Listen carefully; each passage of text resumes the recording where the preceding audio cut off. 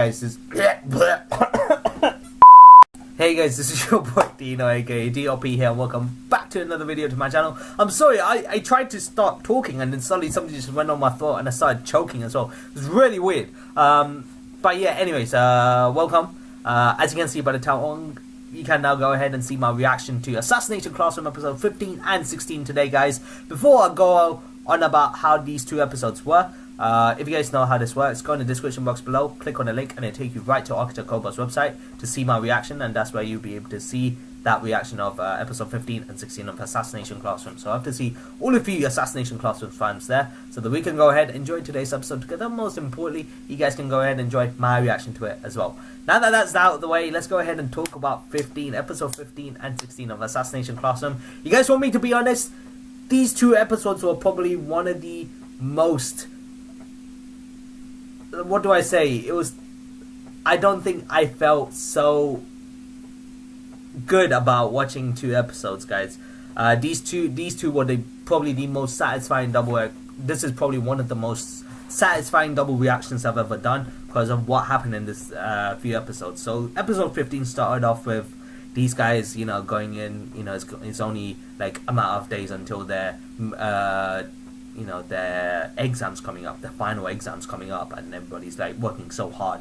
And of course, since they're going about, you know, giving each student their own strength on what, you know, each student have their own strength in a certain subject, and he's trying to make them improve on that particular subject. So, you know, there's that, and at the same time, the baseball guy who calls, you know, the baseball guy who was really mad at the guy E-Class, phones him up, and he actually warns him about how Class A is actually having this kind of study meeting and they're going all out with the studies, and there's 5 people that are there that like monstrous, like when it comes to studying and curriculum, they're like the top, they're like at the top of the hierarchy, and they call themselves the Big 5.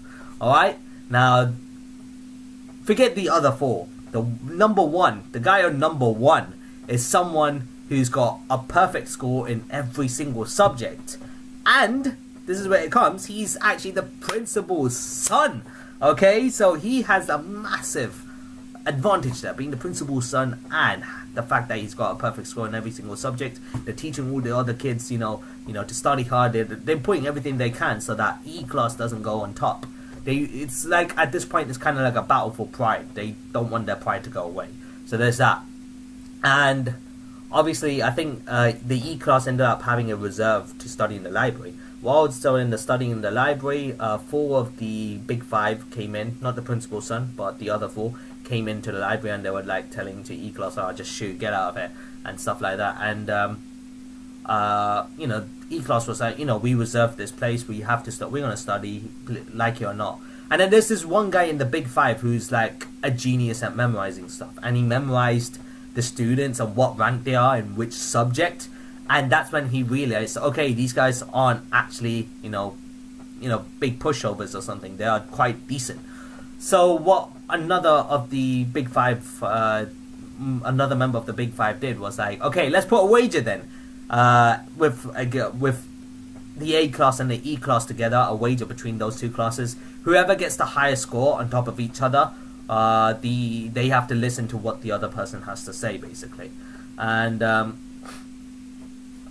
they accepted for that wager, and apparently it was, you know, it's a stupid move on their part, because if Class C was to, you know, get higher marks than them in the overall subjects, then yeah, Class A has to listen to what Class A have to do. But the principal's son was like, you know what, this is a good opportunity, because apparently he actually has suspicions, because obviously he's the principal's son, so he went straight to the principal, as in his father. He actually asked the question about, what are you hiding from Class 3E? Like, the E class is hiding something and you know about it. What is it?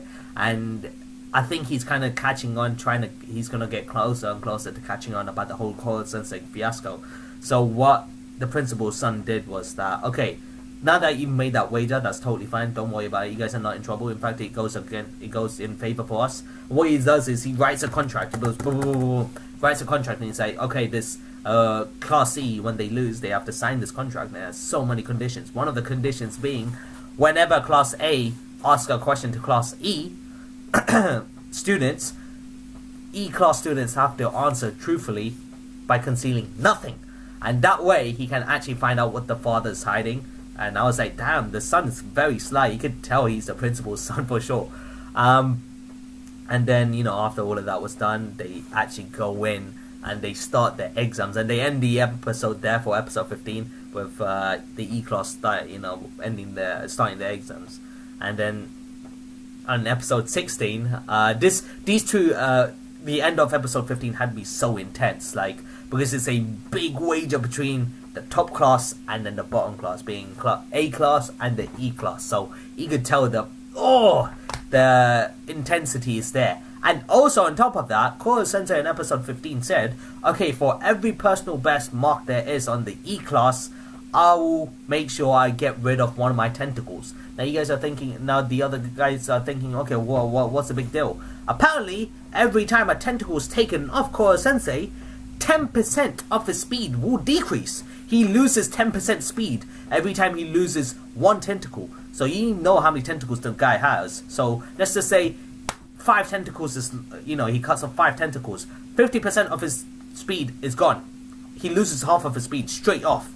So these guys have that motivation as well to do well in their exams, so that if they are top in the class as a personal best, what Koro Sensei will do is he'll get rid of one of his tentacles and stuff. So that's another motivation for Class E to go into this exam. So they start doing well, and after all of the exams is finished, the results come in. Boy, Class E won. Yes, Class E won over Class A. I think there was 5 subjects: English, Maths, Science, and Social Studies or something like that. But out of the 5 subjects, 3 of the subjects, Class E got the top mark over Class A, and so obviously Class A lost the wager. Class A lost the wager to Class E. The Class A students, especially the Big 5, some of the students in the E class beat the students of the members of the Big 5, and I was so happy for them. This was a big accomplishment, guys.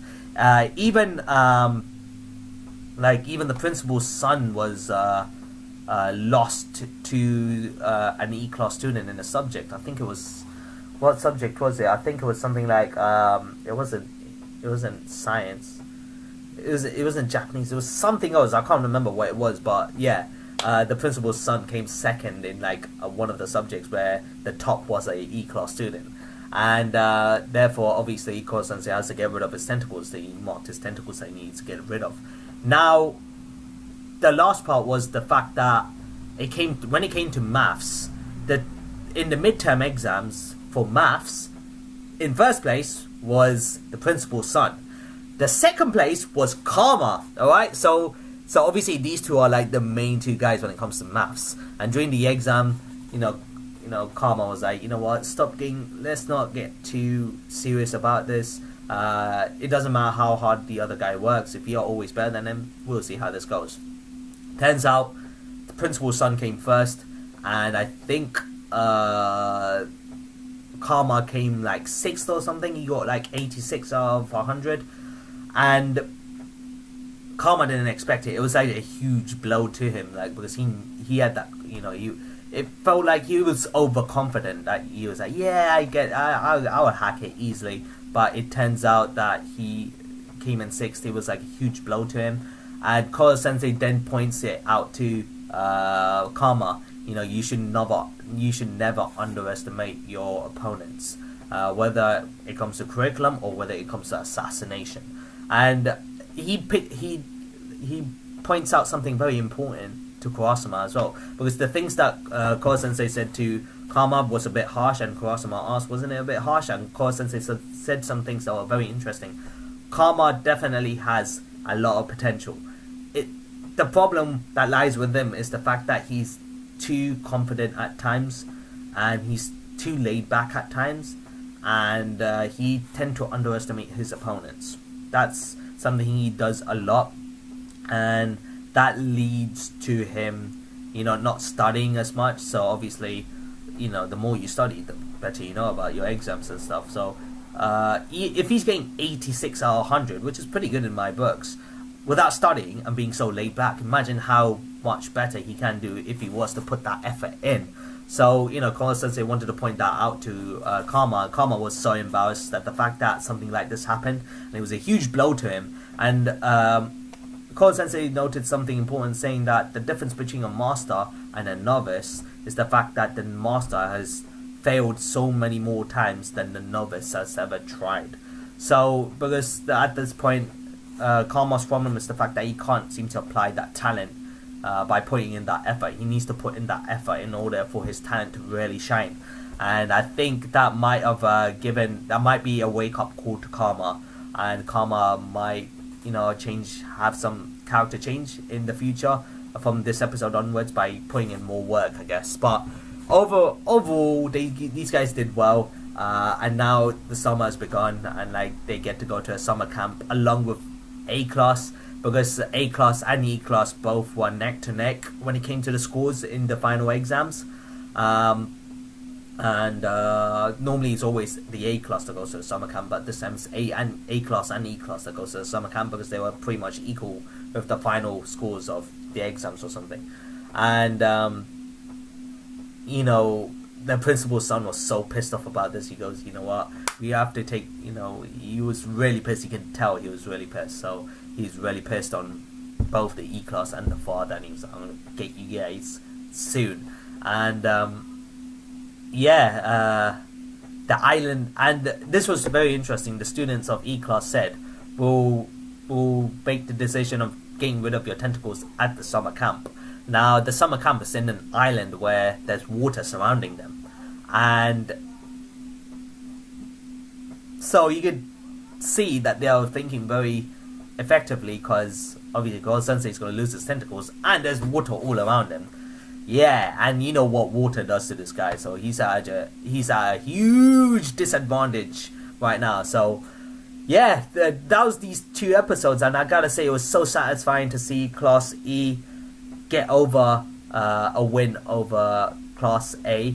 It was just so fucking satisfying. You should have seen the faces of the higher classes when they look at the E class when they went up for assembly on the last day, and the E class students were all high and mighty, standing up tall with their heads held high, and the other classes are like, shit, damn it, fuck you guys. And I'm like, yes, this is so satisfying to see.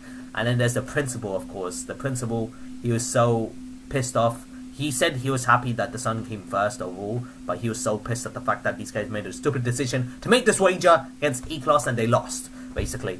And the principal's like, the E class are now being the underdogs that is gonna become. They're now realizing their potential. The E class are realizing their potential. They are being the underdogs now. They're trying to overshine the high classes now. This can't happen. This is unacceptable. And he's trying to get this system thing into it, and it's just like, no, bruh, don't do this shit. The E class it's a class that I'm very proud of, and that's all thanks to Koro Sensei. Koro Sensei is just one amazing guy.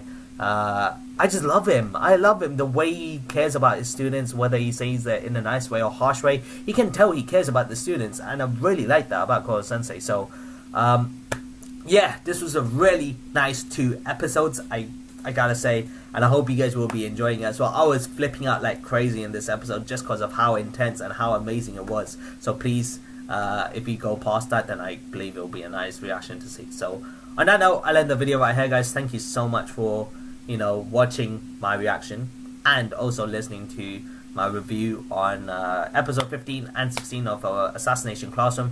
Once again, guys, if you want to see the reaction, go in the description box below, click on the link, and it'll take you to Architect Coco's website, and that's where you'll be able to go and see my reaction to it. So yeah, thank you guys for watching.